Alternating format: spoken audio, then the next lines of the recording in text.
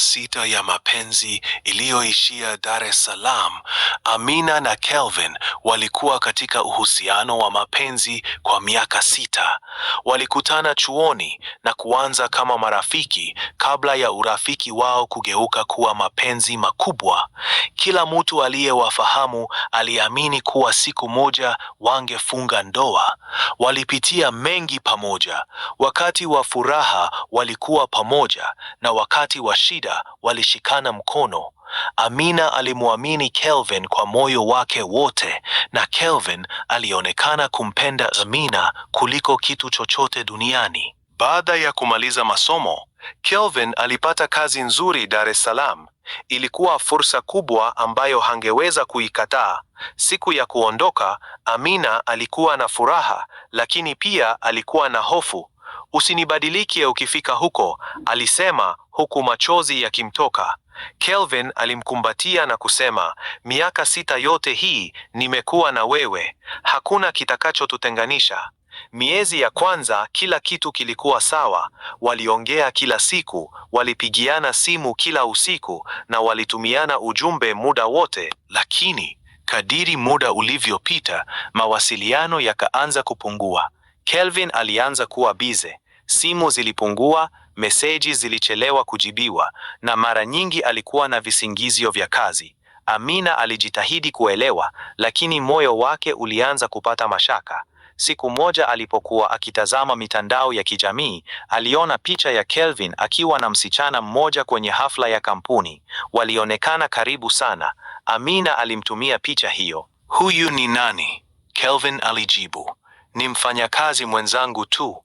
Lakini jibu hilo halikumtosha.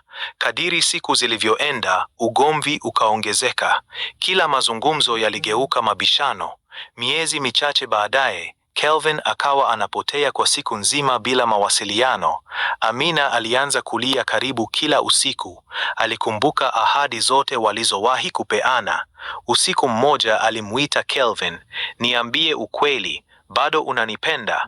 Kulikuwa na ukimya wa sekunde kadhaa. Kisha Kelvin akasema, "Sijui." Neno hilo lilivunja moyo wa Amina kuliko kitu chochote. Baada ya wiki kadhaa, Amina alipokea ujumbe mfupi, "Samahani Amina, nadhani ni bora kila mmoja aendelee na maisha yake." Mikono yake ilitetemeka, machozi yakaanza kumtoka. Miaka 6 ya mapenzi ilikuwa imeisha kwa ujumbe mmoja. Baada ya kuachana, maisha yalikuwa magumu sana kwa Amina. Alijifungia nyumbani mara nyingi. Nyimbo za mapenzi zilimkumbusha Kelvin. Kila sehemu waliozoea kwenda pamoja ilimletea maumivu. Kelvin naye aliendelea na kazi yake Dar es Salaam. Alionekana mwenye furaha mbele za watu, lakini ndani ya moyo wake kulikuwa na pengo kubwa. Mwaka mmoja baadaye, alipata habari kuwa Amina alikuwa kwenye uhusiano mpya. Alijaribu kupuuza habari hiyo, lakini alishindwa. Usiku mmoja alifungua picha zao za zamani. Aliona picha ya siku walipokutana chuoni, picha za safari zao na ujumbe wa zamani waliotumiana. Kwa mara ya kwanza alitambua kuwa alikuwa amepoteza mtu aliyempenda kwa dhati.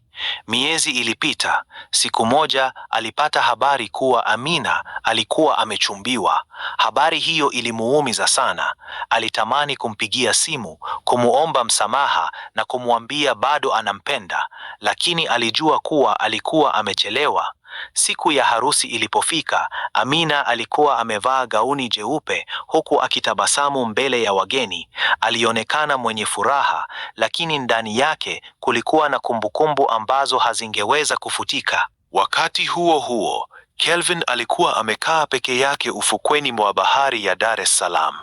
Alitazama mawimbi huku akifikiria miaka 6 walioitumia pamoja.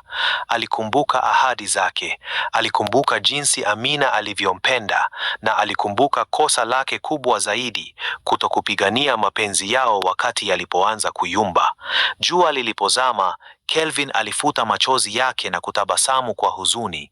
Aliifahamu kweli moja chungu sana: si kila mtu unayempenda ndiye utaishia naye. Wenjini huja katika maisha yako kama somo, huacha alama mioyoni mwetu, kisha huondoka milele. Na hivyo ndivyo hadithi ya Amina na Kelvin ilivyoisha. Miaka 6 ya mapenzi, maelfu ya kumbukumbu, ahadi nyingi, lakini mwisho wake ukawa ukimya, umbali na majuto yaliyochelewa. Heart AC.